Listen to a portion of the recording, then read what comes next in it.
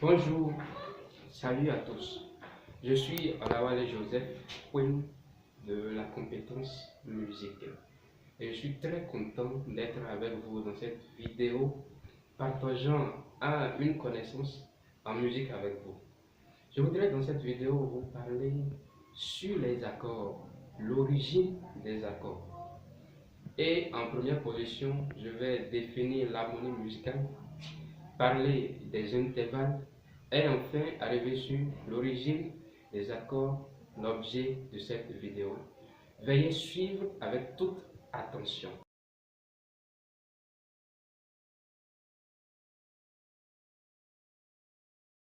L'harmonie musicale, c'est quoi l'harmonie musicale? Bien, c'est une partie de la musique, disons une branche de la musique qui étudie les accords, simplement. Maintenant, ce que c'est un ensemble de principes sur lesquels est basée l'utilisation et l'emploi des accords, c'est-à-dire l'utilisation, l'emploi des accords. Bref, c'est une loi qui régit l'utilisation, la constitution, bien la construction, l'emploi des accords.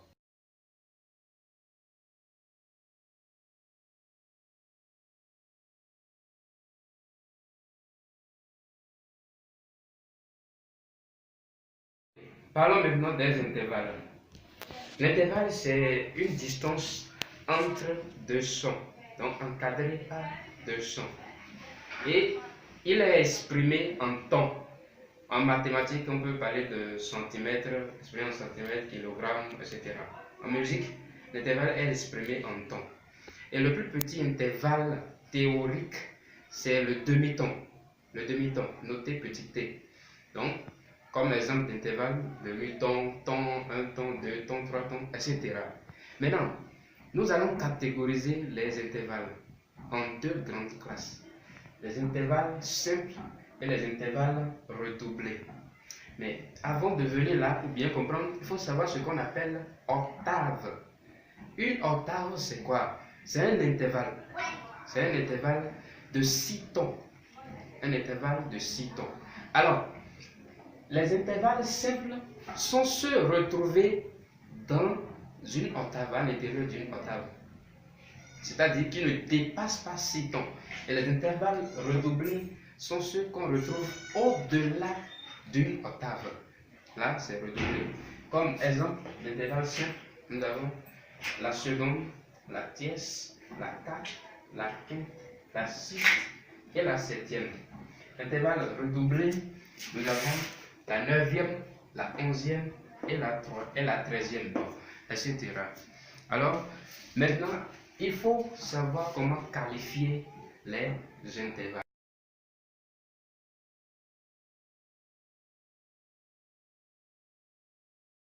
Présent, parlons des qualifications.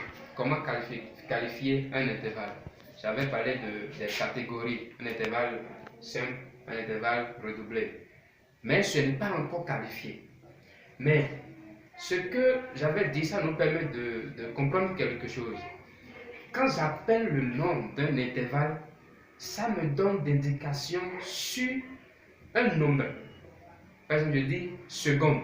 La seconde, ça me fait penser au chiffre 2.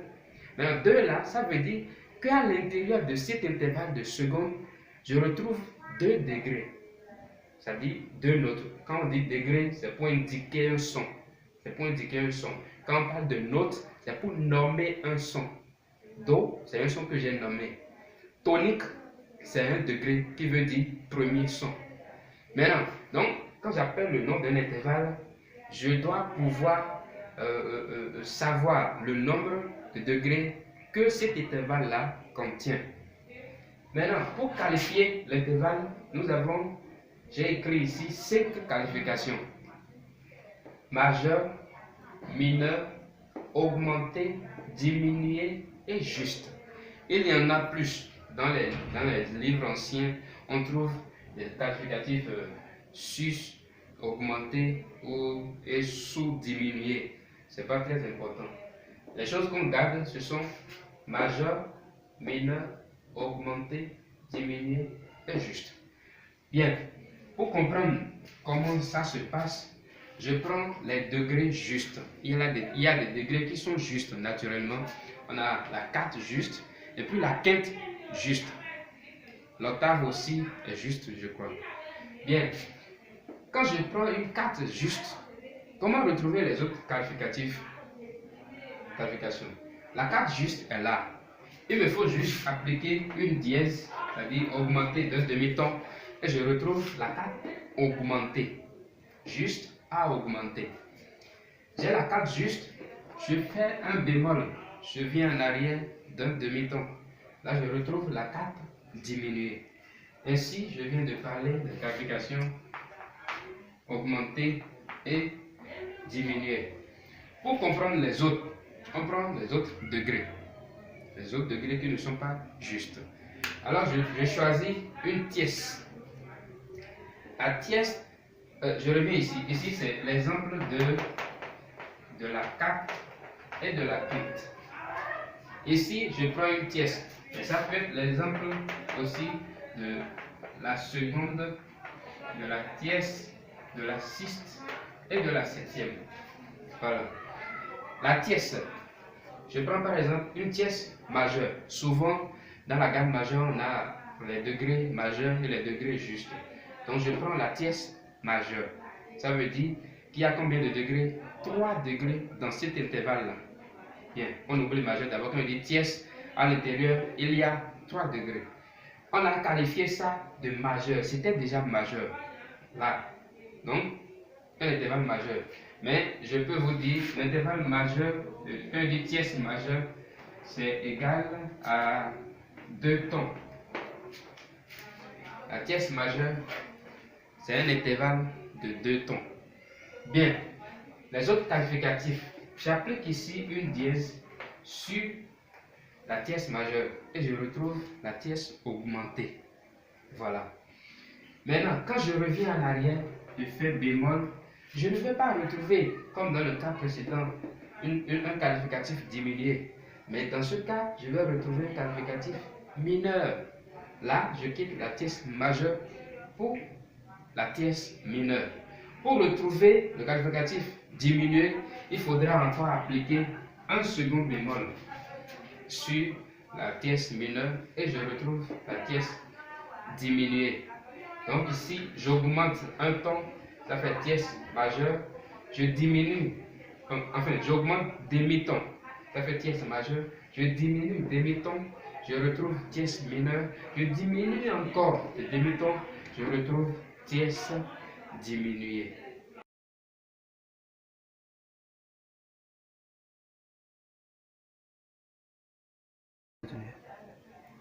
Ok, bien.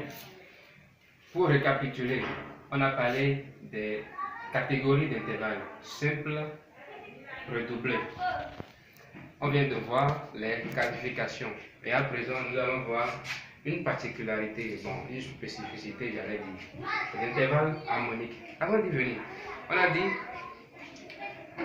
pour les qualifications, la majeure, mineure, augmentée, diminuée, et puis juste. Ce sont les intervalles 4, quinte, qui reçoivent les qualifications justes et peuvent être altérés en augmenté ou en diminué. Nous l'avions vu.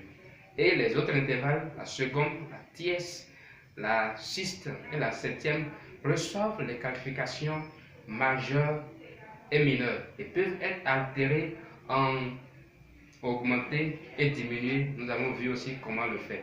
À présent, un intervalle, nous avions dit que ça, c'est encadré par 2 sons, pas 2 notes.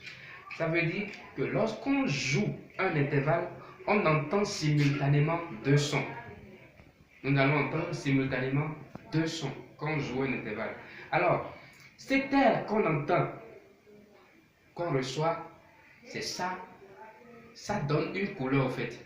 Ça fait une fusion de 2 sons et c'est ça qu'on qualifie d'harmonique, intervalle harmonique. Donc on va parler d'intervalle harmonique lorsque l'intervalle est joué en réalité. Et là on entend 2 sons simultanément. Maintenant, les 2 sons qu'on entend simultanément, on va les qualifier, les catégoriser aussi. Donc, intervalle harmonique, nous avons deux types d'intervalles harmoniques. On a les consonances ou les intervalles consonants et les dissonances ou les intervalles dissonants. Quand on dit consonance, c'est-à-dire la fusion là, l'intervalle qu'on entend là, qu'on a joué, qu'on entend là, la fusion est agréable. On sent qu'il y a une fusion. On sent que les deux notes jouées s'embrassent, enfin, il y a une fusion. Et c'est agréable. Voilà un peu ce que je peux dire. La dissonance, c'est le contraire. On sent que ça va être désagréable. On sent que les deux notes se séparent. Contrairement à la consonance, les deux notes se fusionnent. Ce tableau, c'est le tableau des consonances. Bon, je l'ai pris dans un livre. Bien, on a consonance parfaite, consonance imparfaite, consonance mixte. Les consonances parfaites, c'est l'octave et la quinte. L'octave juste et la quinte. C'est-à-dire, quand on joue l'intervalle d'octave, il y aura une vidéo de pratique qui va vous permettre de comprendre tout ce que nous disons en théorie. L'octave, alors, quand je joue, ça veut dire que c'est un intervalle de 6 tons et en réalité, c'est encadré par deux sons qui ont le même nom. C'est-à-dire, par exemple, un Do qui est grave et un Do aigu. Ça, c'est un octave. Quand je joue, j'entends seulement un seul son, mais c'est deux sons en réalité. Mais parce que c'est la même note, ça sonne un. Donc, c'est une consonance parfaite. La quinte aussi, bon, c'est la quinte, ça fait par exemple un Do et sa quinte, ça fait un Sol. Do, Sol. Quand je joue, je sens qu'il y a une fusion parfaite. Bien, consonance imparfaite. Ça ne veut pas dire que ce n'est pas agréable. Bien, nous avons la tierce majeure et la tierce mineure. En réalité, ce sont les consonances, pour moi, les plus agréables, les plus fusionnées. Mais c'est imparfait théoriquement. On sent qu'il y a deux notes, mais c'est joli à entendre. La tierce majeure et la tierce mineure. Après, il y a la sixte majeure et la sixte mineure. Il faut faire gaffe ici. Quand je fais un renversement d'intervalle, je n'avais pas parlé de ça, mais on peut faire un renversement d'intervalle.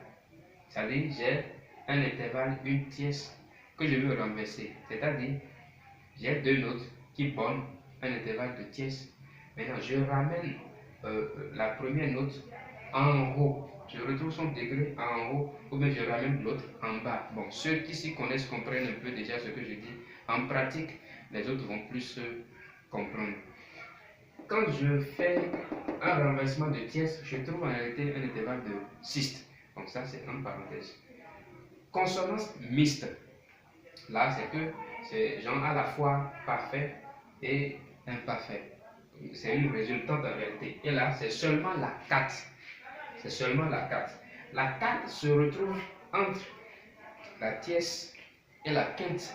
Regardez, la tierce, c'est une consonance imparfaite. La quinte, c'est une consonance parfaite. Donc, ça veut dire quoi? La 4 qui se retrouve au milieu tire un peu des deux et devient mixte. Donc, consonance mixte.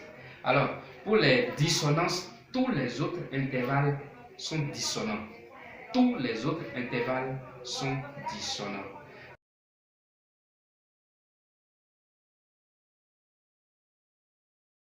Nous voici à la fin de ce cours.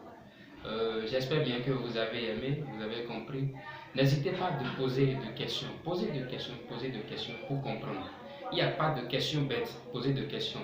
Et je ne connais pas tout. Non, je n'estime pas tout connaître. Donc, si vous avez d'abord, je les reçois. Il n'y a pas de problème. Merci beaucoup et bon appétit à vous. Ciao.